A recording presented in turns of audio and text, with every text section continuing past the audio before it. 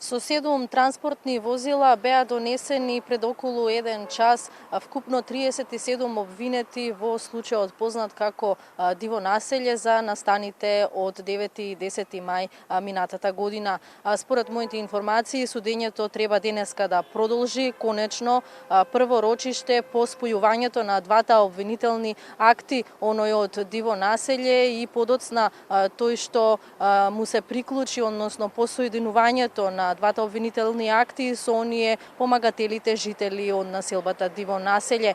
Значи, според моите информации, денеска треба конечно рочиштето да почне по неколкукратно одлагање, затоа што имаше недоразбирање помеѓу двата суда, односно помеѓу Кривичниот суд надлежен за овој случај и помеѓу Врховниот суд кој што требаше да ја отстапи големата сала, каде што е единствена во која има услови за да им се суди на овие 37 обвинети во овој најголем досега случај во македонското правосудство.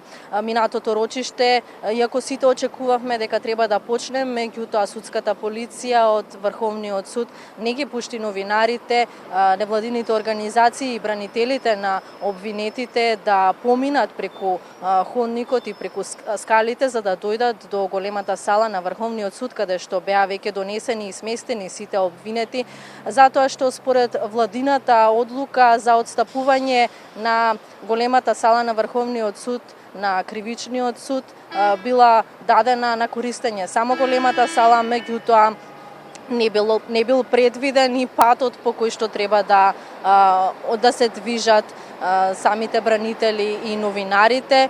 Од страна на Врховниот суд имаше едно објаснување дека организацијата и начинот како да дојдат бранителите и новинарите до големата сала на Врховниот суд била токму на Кривичниот суд. Судењето тогаш се одложи, влегоа само обвинителите, не од овие два влеза на Врховниот суд, туку од Граѓанскиот суд. Се одложи затоа што не беа присутни нивните бранители и самите обвинетите беа повторно вратени во затворите во Прилеп и во Битола. Денеска има надеж затоа што судската полиција на Врховниот суд пред неколку дена го извести Основниот суд Скопје 1 дека ќе може да има непречено одвивање на судскиот процес. Во секој момент ние новинарите треба да влеземе.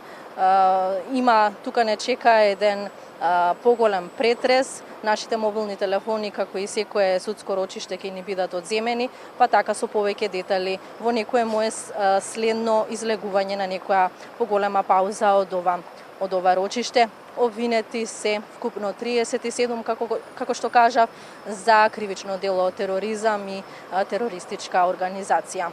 Студио.